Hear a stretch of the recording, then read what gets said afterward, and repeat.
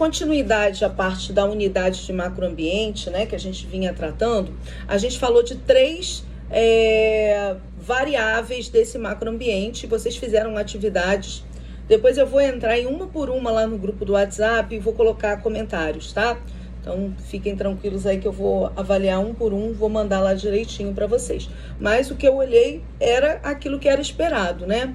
Eu mandei um texto também para vocês falando um pouco sobre isso e dando exemplos. Tinha até exemplos ali possíveis que as empresas, de que forma poderiam pensar essa parte de ambiente. Só que ali foi até a metade, né? De 6 variáveis, a gente só estudou até agora 3. Então, hoje a gente vai dar continuidade. Então, a gente já falou demográfico, ambiente natural, falamos do econômico. Agora, a gente vai falar das outras 3 variáveis que estavam faltando. Então, a gente vai falar do ambiente tecnológico, político-legal e sociocultural, que foram as 3 que estavam faltando agora. Bom, primeira parte, né? Vamos começar falando sobre tecnologia, sobre ambiente tecnológico, sobre variável tecnológica e qual a influência que a tecnologia faz. É inegável que toda vez que surge uma tecnologia nova, a gente vai ter possibilidades de ter muitas oportunidades e também muitas ameaças, né? Porque às vezes você está no topo da tecnologia, isso para você é bom, mas às vezes você é uma empresa que não necessariamente está na vanguarda de desenvolvimento. Então, você vai ter dificuldades ali de desenvolver um trabalho, um projeto, um novo produto, porque às vezes vai demandar muito investimento. Então, cada organização vai entender de que forma ela vai conseguir desenvolver-se. Então, esse ambiente tecnológico, que é essa primeira variável, ela traz todas essas informações, a inovação, né? Hoje em dia a gente sabe que as empresas dependem muito da inovação para evoluir dentro dos seus mercados. Às vezes uma simples mudança num produto, numa embalagem de um produto, faz com que a gente consiga ter resultados muito mais expressivos, né? Então, às vezes você faz uma grande mudancinha ali, que nem parece tanta coisa, mas cria um viés. Por exemplo, hoje as empresas trabalham dentro dessa lógica tecnológica e também com relação à questão da variável natural, que a gente já estudou, a gente ouve muito falar em embalagens de refil, né? Refil de produto. E isso é um diferencial para o mercado, né? A gente começa a perceber que dentro dessa variável de refil, você tem ali a possibilidade de tornar o produto mais acessível economicamente, né? De tornar o produto ambientalmente mais sustentável. Então, você abre oportunidades, mas para isso você precisa da tecnologia que vai demandar fazer aquele produto nessa nova versão. Então, a gente entende que quando eu consigo entender e dominar esse momento tecnológico que o meu setor está, eu vou encontrar oportunidades e ameaças para esse mercado. Então, é muito importante que a gente tenha essa noção clara, né, do que fazer. Então, que oportunidades eu tenho no meu segmento? Então, pensando como vocês pensaram naquela outra atividade, né? Se eu estiver analisando lá uma empresa de telecomunicações, uma empresa, um fast food, né? A empresa que vocês pensaram aí quando analisaram, que possibilidades essa empresa teria de oportunidades no campo da tecnologia, da inovação, e que ameaças também existem para essa empresa dentro desse segmento. Então, é importante a gente fazer esse mesmo pensamento.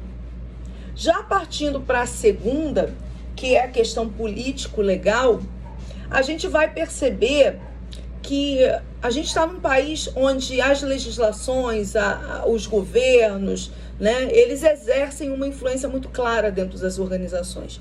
E, infelizmente, nem sempre essas cartas elas estão postas de forma muito clara, né? Às vezes a gente imagina que sabe tudo que tem para pagar de tributo e vem uma mudança tributária.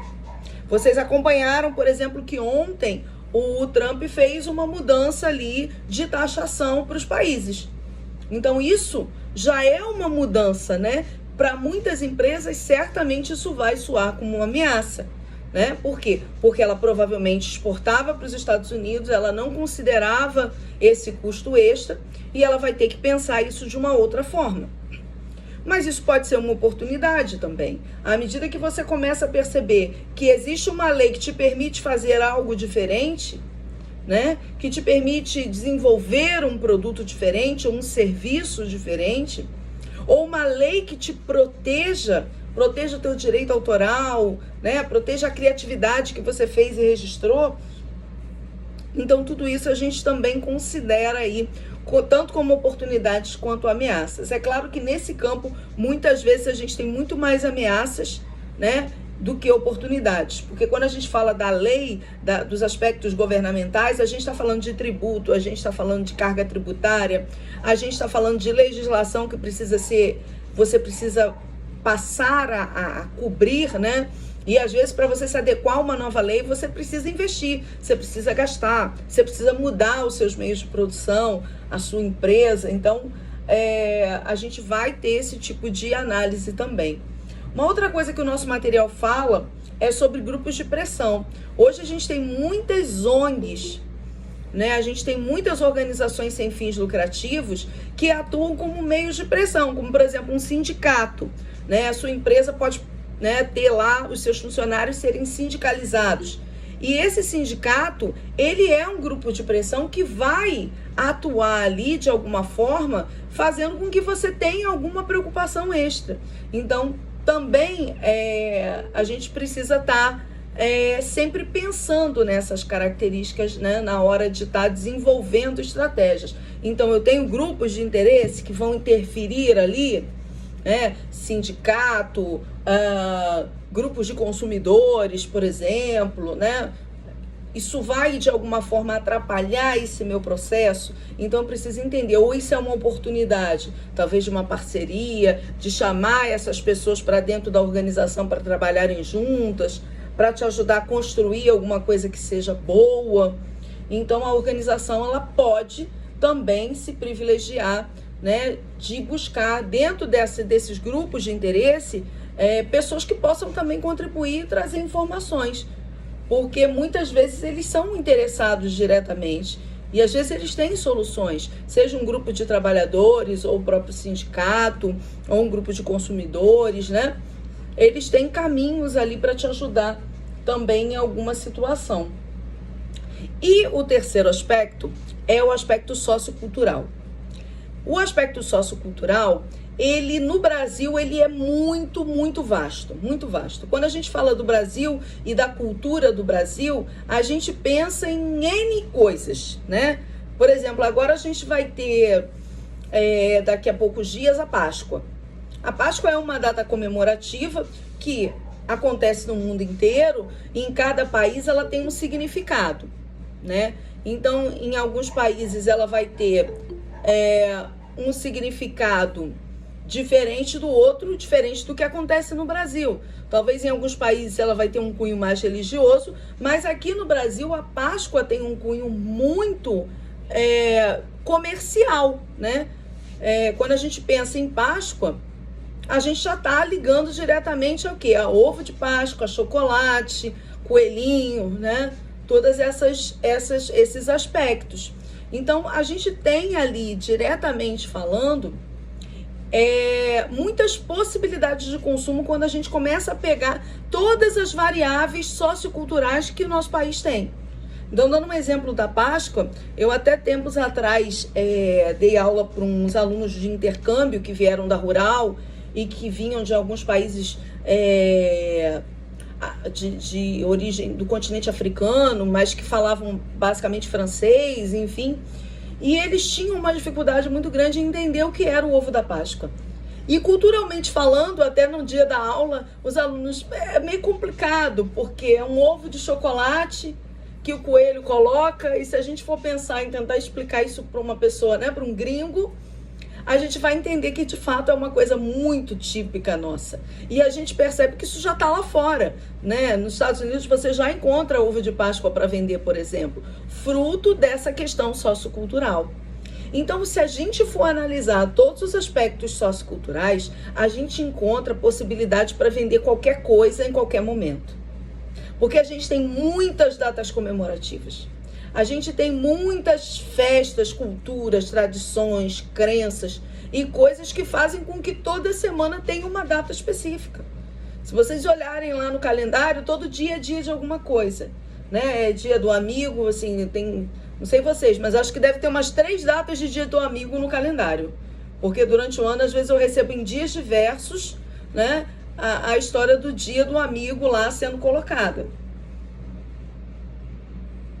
Então, se você é uma empresa, por exemplo, que comercializa presentes, trabalhar todas essas datas comemorativas vai te render uma renda muito legal. Mas se você não é, você pode adequar. Então, você tem muitas oportunidades quando você consegue entender quais são essas crenças, quais são esses valores, né? No que as pessoas colocam ali, o seu esforço de compra. Então, o Brasil, ele é muito assim. A gente acabou o carnaval, entrou a Semana Santa, todas as lojas do mercado já tinham chocolate, ovo de Páscoa.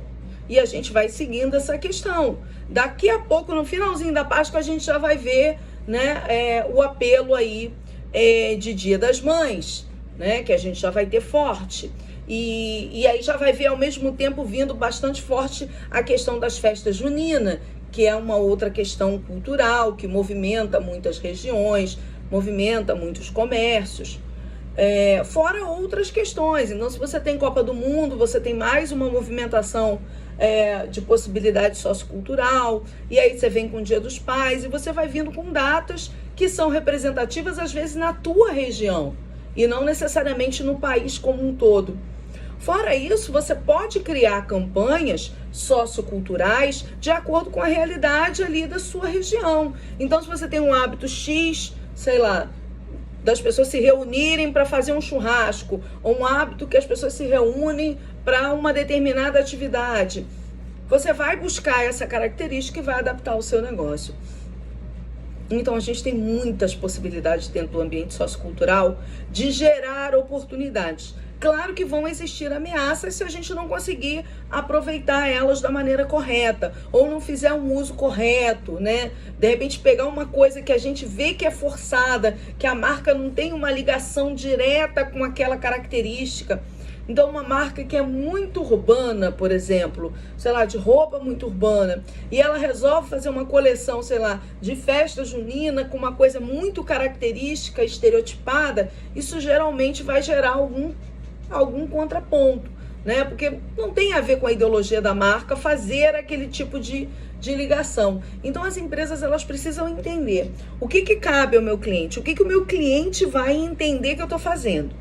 Se isso fica claro para o cliente, se o cliente está buscando aquilo, por que não? Por que não buscar, né, um ambiente sociocultural, dentro do ambiente sociocultural, oportunidades? Porque a gente tem muitas oportunidades a serem exploradas dentro dessa variável sociocultural. Se a gente pegar o calendário de datas comemorativas do ano e falar, bom, vou fazer um planejamento de marketing aqui e vou olhar em cada dia do ano, da semana, o que eu tenho de oportunidades aqui para trabalhar, e vou criar campanhas específicas para esse período com esse apelo, para esse período com aquele outro apelo, né? E fora isso, as coisas que surgem, porque o Brasil é o país do meme, né?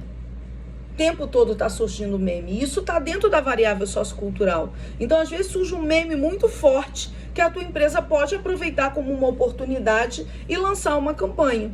Um exemplo muito claro de quem faz isso é o Burger King, né? Ele tem pessoas que fazem essa gestão e eles estão muito antenados. Então, toda vez que surge algo, automaticamente ele já vai lá e já corre atrás, né? Faz alguma participação ali, vai buscar. Se tiver uma personalidade que esteja muito em destaque, ele já vai lá, contrata, né, para fazer ali aquele tipo de campanha que ele precisa, e ele vai atrás disso. Por quê? Porque ele sabe que socioculturalmente, né, a questão do meme, da brincadeira, né, isso tem muito a ver com a cultura do país. E funciona muito para uma empresa de fast food. Talvez não vá funcionar, por exemplo, para um banco, para um setor de investimento, para uma empresa de saúde, né, para uma empresa de seguros. Já não vai ser tão interessante trabalhar nessa linha de buscar memes. Mas numa empresa de fast food, numa empresa mais descolada, de cultura mais descolada, com certeza, acompanhar os memes e reproduzi-los vai trazer um resultado muito legal, né? Então, essa variável sociocultural, ela tem muitas possibilidades. Se a gente for pensar e ver o quanto as empresas se aproveitam disso, a gente vai perceber que é ali que está o filão, né? Da inovação, da criatividade, de chamar o cliente para o teu produto, de chamar o cliente a consumir um determinado item, né? E muitas vezes essas variáveis socioculturais, elas são datadas, ou seja, é como meme. Você tem que fazer isso agora. Não pode deixar perder o tempo de fazer aquela campanha. Então, tem que ser pensada com antecedência ali quando são campanhas previsíveis, como, por exemplo, o Dia das Mães. Você tem que planejar para acontecer no tempo certo. Ou, quando é um meme, você tem que estar muito atento para dar uma resposta muito imediata ali na hora da situação que você precisa responder. Com isso, a gente encerra, né? O que eu oriento vocês depois é pensarem nessas 3 variáveis também, da mesma forma como fizemos aquela atividade da semana passada, né? Uma oportunidade, uma ameaça para o ambiente tecnológico, para o ambiente político-legal e também para o ambiente sociocultural, para a gente conseguir ter essa interpretação, além do conteúdo, como eu uso, né? Como eu aplico esse tipo de conteúdo aí dentro da minha realidade. Então agora a gente vai começar a falar sobre a próxima unidade, que é a parte de oferta de valor, tá? A nossa unidade 2, ela é uma unidade bem pequena e ela trata de um conceito que eu tenho certeza que é um conceito que já foi batido em outras disciplinas que vocês já fizeram até aqui, né? Que é a importância de gerar valor para o cliente.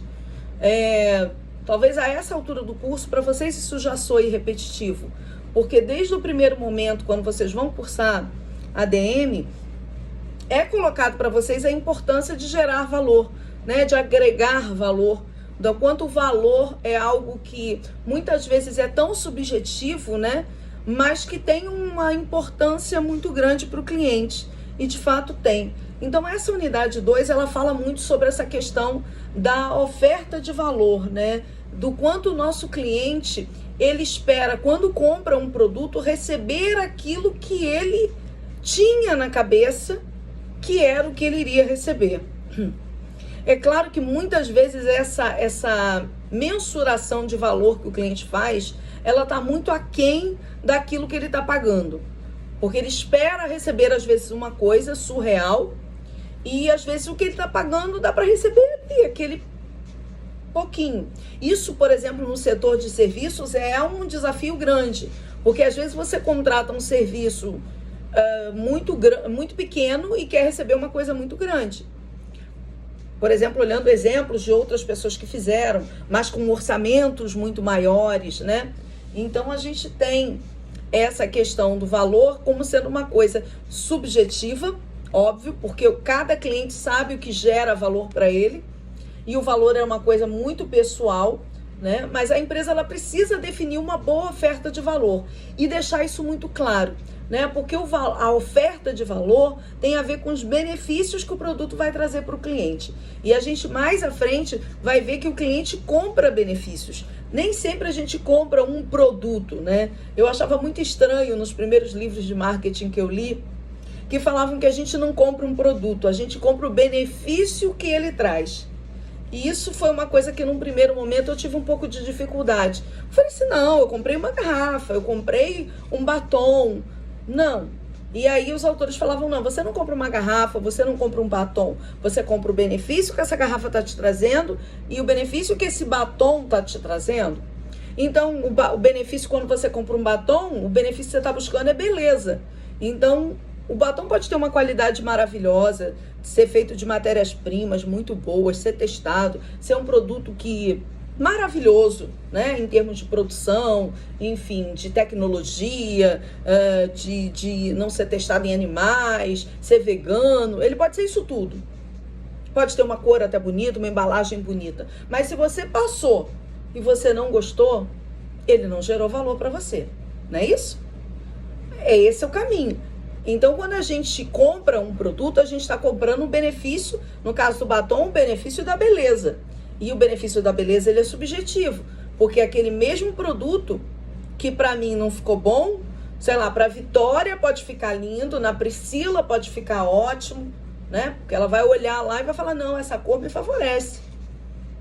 Então, para ela, gerou um valor diferente do que gerou para mim, porque não era o que eu queria, não era o que eu esperava.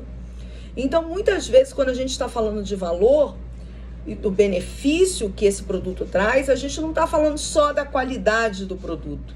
A gente está falando de uma série de outros aspectos que vão variar mais ou menos a depender do tipo de produto. Então, por exemplo, produtos de beleza tem todo esse aspecto do benefício da beleza, né? Você compra um perfume, às vezes você cheira, você acha ótimo. Você pede seu amigo para cheirar e ele fala, nossa, que horrível. Por quê? Porque cada um encontra o seu benefício. Não significa que ele é bom ou ruim, né? Cada cliente vai fazer a sua percepção de valor daquilo que ele gosta, daquilo que ele achou que ficou bom ou daquilo que ele detestou.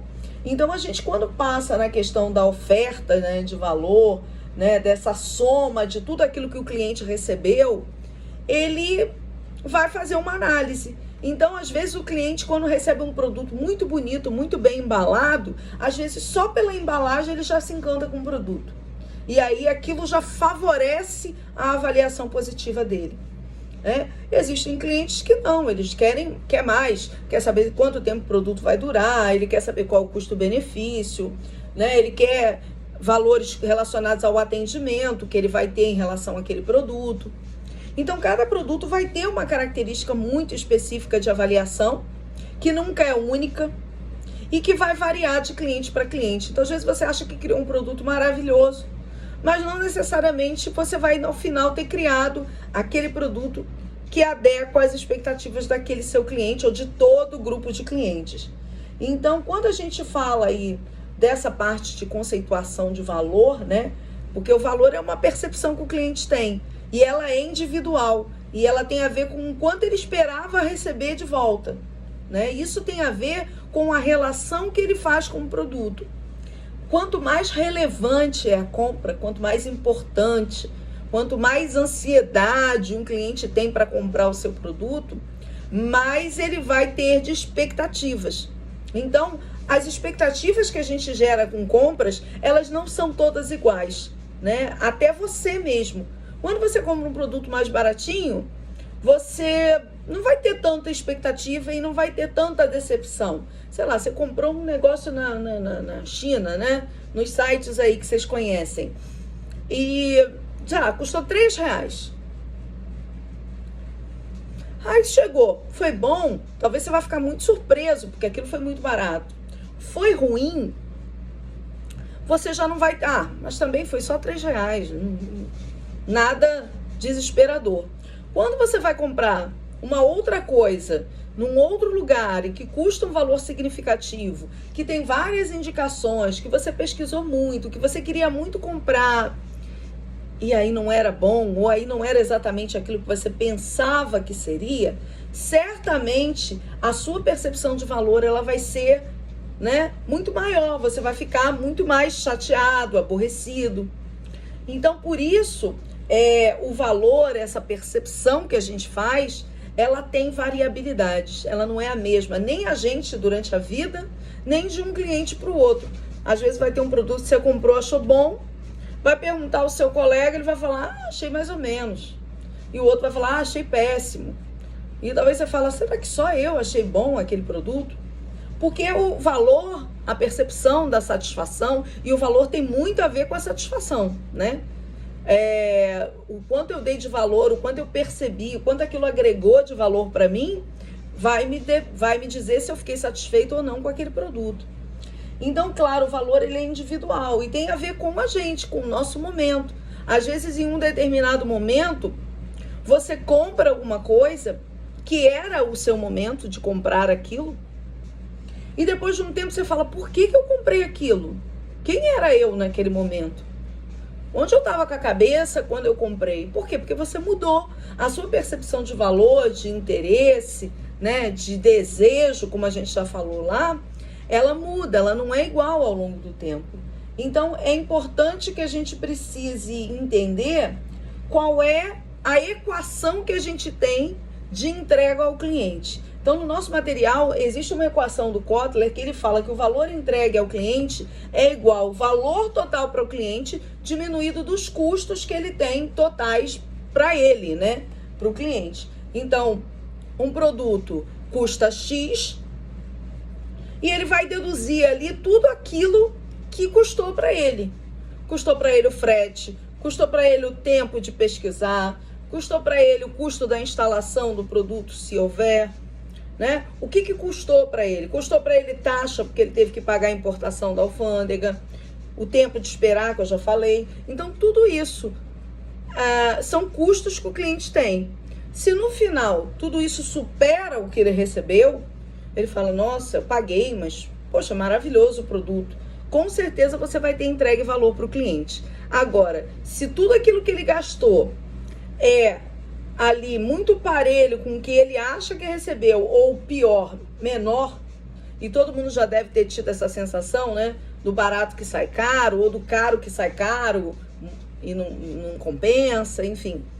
Quando isso fica baixo, você pagou X e a percepção que você tem que você recebeu uma coisa que não era boa, sabe? Com certeza o valor total ali, o valor entregue ao cliente, ele não foi positivo. Então, muitas vezes isso acontece, né? Porque a gente, hoje, dentro da sociedade de consumo, muitas vezes a gente é levada a consumir coisas por review, pelo hype que o produto tá, então em redes sociais, em páginas, você vê todo mundo usando, todo mundo comentando. E muitas vezes se trata, às vezes, até de publicidade paga, né? E a gente pensa que não, que é uma coisa orgânica e não necessariamente é. E aí, com certeza, quando isso tem muito review, quando isso está muito hypado, né? Quando as pessoas estão falando muito, que o produto começa até a faltar no mercado, ele vai ter o preço maior. E aí você vai comprar, e aí, de repente, você vai perceber que não valia, né? Como as pessoas dizem, não vale o hype, né? Já tem esse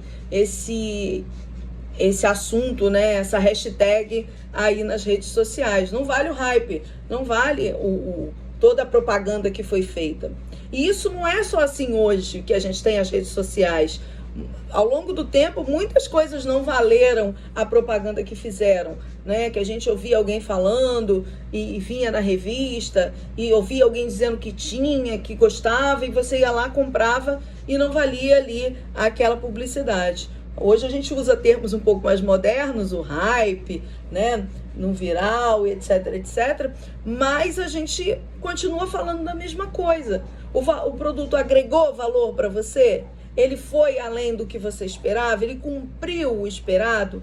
Era o que você planejava, né? Foi aquilo que dizem que seria, né? Às vezes você vai num restaurante ou vai comprar um produto de alimentação que tem uma mega campanha de propaganda de lançamento e você fica muito empolgado, entendendo que é maravilhoso, e chega lá, não é necessariamente isso, né? Você acaba percebendo que não era aquilo que você esperava que fosse. E isso acontece com o mercado de modo geral, e as empresas precisam estar antenadas a isso, né? No sentido de, qual é a avaliação que as pessoas estão fazendo do meu produto? Será que de fato eu estou entregando aquilo que eu estou prometendo? Qual é o feedback que eu tenho dos meus clientes? Então isso é importante que a gente acompanhe para melhorar essa experiência do cliente, né? Para que ele consiga, de fato, você prometeu isso e entregou aquilo, né? Então é importante isso. Muitas vezes a gente não consegue reduzir o custo. Então a gente tem que melhorar a experiência. Se o meu produto, o cliente diz, olha, o custo está muito alto para o benefício, eu não consigo reduzir o custo, eu vou ter que melhorar a experiência do cliente. Eu vou ter que perceber onde eu estou errando e vou melhorar. Pode ser uma embalagem melhor, pode ser um produto com mais possibilidades, né? Com mais tonalidades, um produto com sabores melhores, né? Então a gente vai começar a pensar nisso, né? Porque o valor inclui o produto propriamente dito, ou o serviço propriamente dito, quando a gente está falando de um serviço, e inclui outros aspectos, como a embalagem, como o atendimento, né? Como a questão logística de distribuição, a questão do pós-venda. Então, hoje as empresas estão muito preocupadas em dar esse atendimento mais rápido para o cliente, né? Hoje em dia você vê o tempo logístico que um produto sai da China e chega aqui. Não sei se vocês têm comprado recente em sites na China, mas o tempo médio tem sido de 7 a no máximo 10 dias. E às vezes você tem empresas nacionais que não conseguem, que estão aqui do lado em São Paulo e não conseguem fazer um produto chegar nesse tempo. Se logisticamente você consegue mandar um produto da China em 10 dias, 7 a 10 dias, como não conseguir mandar um produto de São Paulo, de Minas, até mesmo do sul do Brasil, nesse mesmo prazo, né? É uma coisa que a gente fica sempre na dúvida. Por que não?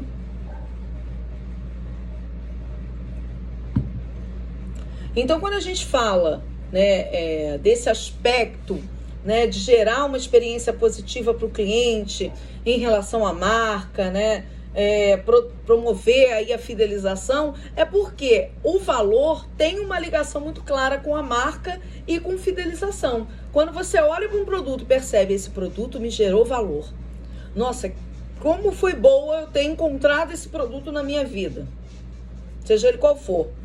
Isso certamente vai te estabelecer uma relação com a marca e vai te fidelizar até você achar um outro melhor ainda. Porque as fidelizações, elas não são eternas. Antigamente a gente tinha uma noção de que vai lavar roupa com meu sabão em pó a vida inteira. Não é bem assim. O mercado hoje é muito evolutivo, tem muita tecnologia, como a gente já falou. Significa que hoje eu estou usando essa marca, mas amanhã vai surgir uma outra e vida que segue. Cabe à sua marca, que perdeu aquele cliente fiel, a desenvolver um produto melhor ou a melhorar aquele produto e trazer ele de volta. Porque se ele já teve uma expectativa boa com a marca, a probabilidade dele voltar existe, é grande. Depende só de você aprimorar aquele produto. Então, é muito interessante que a gente leve em consideração a questão do valor. E valor, embora a gente confunda, não é a mesma coisa que preço. Preço tem a ver com quantidade monetária, com dinheiro, com quanto vale. Com R$50, R$100, R$1.000, isso é preço. É o número, né, que tem ali impresso na etiqueta daquele produto ou lá no site, o quanto você vai pagar no seu cartão. Esse é o preço. O valor tem a ver com características que vão além, né, que são subjetivas. Então, tem até um autor que fala, né, o Warren Buffett fala no nosso material, também deixei aí gravado, que eu acho maravilhosa essa frase: preço é o que você paga, valor é o que você leva. Então, tem uma diferença clara. Às vezes você paga bem pouco, mas encontra um produto que é maravilhoso, né? Eu usava um produto de uma determinada marca, que era cara, que era importada, e eu achava que era o único produto que poderia satisfazer, né? Porque tinha aquela característica que eu gostava e tinha aquele diferencial. Um dado dia, encontrei um produto que faz o mesmo resultado e que custa 1/5, sei lá, talvez até menos, do que o outro custava. Pronto, tá aí, né? Então, eu continuei tendo o valor que eu gostaria, só que pagando bem menos. Então, o cliente, ele o tempo todo está buscando isso. Então, você tem que gerar valor para o cliente buscando aquilo que ele quer. E óbvio que o preço é uma das coisas, né? A gente sabe hoje que o cliente tem muita necessidade de pagar menos por aquilo que ele recebe. Então, se você consegue essa característica, você já vai ter um ponto à frente em relação aos concorrentes. Se você entrega primeiro, você já vai ter um ponto à frente.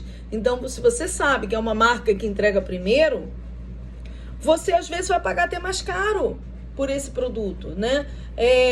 Por exemplo, às vezes eu compro coisas no Mercado Livre que eu sei que não são as mais baratas. Mas se eu preciso para amanhã, é lá que eu vou comprar. Por quê? Porque neste momento me gera valor, me agrega valor receber amanhã, acima de qualquer outra característica. Então, aquela variável, receber amanhã, que no caso é a logística, vai se sobrepor a todas as outras. Tem uma loja, sei lá, na Shein ou numa loja X, Y, que tem preço mais barato. mas não me atende àquela característica que naquele momento é mais importante para mim, que é receber amanhã. Então a gente vai buscando isso e entendendo por que o cliente compra comigo. Isso é uma boa pergunta a ser respondida. Por que o meu consumidor continua comprando comigo? Porque eu entrego mais rápido? Porque eu tenho mais opções de parcelamento? Né? Eu compro em muitas lojas, não porque necessariamente tem um preço melhor, mas porque continuam parcelando em 10 vezes sem juros, que é uma realidade hoje do mercado já não tão real, né? Antigamente todos os sites parcelavam em 10 vezes sem juros. Hoje você vai ver que não são muitos os que fazem. Então, se parcela em 10 vezes, eu vou comprar lá. Por exemplo, a Sephora continua parcelando em 10 vezes. Existem várias outras lojas de produtos de beleza que não necessariamente, que têm preços até um pouco melhores, mais competitivos, mas que não parcelam tanto, ou que parcelam com juros. Então, às vezes, você acaba optando por aquela que te dá um parcelamento sem juros, ainda que ela te cobre um pouco mais, mas é porque naquele momento é o que você precisa. Então, quando a gente fala de gerar valor para o cliente, a gente está gerando de N caminhos. Seja num parcelamento, numa embalagem, num programa de bônus, de pontos. Porque às vezes o cliente prefere comprar ali porque ele está somando pontos. Ele tem alguma vantagem real, né? Em outro lugar, de repente, ele já não tem necessariamente isso, né? Ele tem uma garantia de troca, que também é uma possibilidade, né? Então, tem a confiabilidade do lugar, né? Então, tudo isso são lugares, são fatores, né? São aspectos que a gente sabe que o cliente vai ponderando aí ao longo do tempo e vai pensando, quando for comprar esse ou aquele produto, o que eu vou querer? O que eu vou levar de mais importante disso? E aí é importante, enquanto empresa, que a gente entenda que gerar valor para o cliente, ele é fundamental. E eu preciso ter um caminho para acompanhar isso. E não só um aplicativo ou um sistema gerencial que me diga quanto eu vendi esse mês, ou quanto o cliente recomprou, né? Que não trabalhe só com números, mas que me perceba, me produza conhecimento também em relação a isso, a geração de valor. O quanto eu tive de retorno, de feedback, né? E a gente tem tantos canais para gerar feedback, né? As mídias sociais às vezes trazem feedbacks bem interessantes, positivos e negativos. E às vezes as empresas silenciam redes sociais, silenciam canais de comunicação para não ouvir, para não receber essa informação. E aí com isso ela também perde a informação de estou gerando valor, mas estou gerando valor aonde? É na embalagem? É de que forma? Para saber onde eu vou melhorar e onde eu não vou. Então, se eu não sei onde eu gero valor, eu não tenho como melhorar esse valor que eu ofereço ao cliente. Então, a gente vai entendendo que essa experiência positiva que a empresa vai ter com esse cliente, ela vai gerar um canal de fidelização e a possibilidade de você ficar com ele por muito tempo e de até desenvolver outros produtos que vão pelo mesmo caminho. Porque, sei lá, se ele gostou desse produto aqui da sua linha, talvez você apresentar a ele esse outro produto que traz alguma ligação com esse ou que complementa, enfim, pode ser uma possibilidade de você ter mais produtos ali caindo nas graças desse seu cliente. Então, é muito importante que a gente tenha esse canal, né? Seja um software que você consiga ir buscando, alimentando ele com essas informações que vêm de feedbacks diversos, enfim, de resenhas, para que você saiba exatamente o que o seu cliente quer e consiga trabalhar nessa geração de valor bem específica e falar, bom, eu percebo que se eu não melhorar aqui, não adianta eu ter preço baixo, porque isso aqui tá pesando, né? Na hora que ele avalia o meu produto, isso aqui pesa, seja lá o que for. Então, a gente vai pensar aí e analisar e entendendo qual é o melhor ali para aquele produto naquele momento. E informação, nesse caso, é tudo, né? Então, review, avaliação, tudo isso que as empresas colocam disponíveis, elas te fazem também ter esse feedback para que você continue construindo essa relação com o cliente. Tá? Dúvidas? Essa unidade 2 é bem pequenininha, né? Como eu falei, ela é mais uma passada mesmo sobre a importância de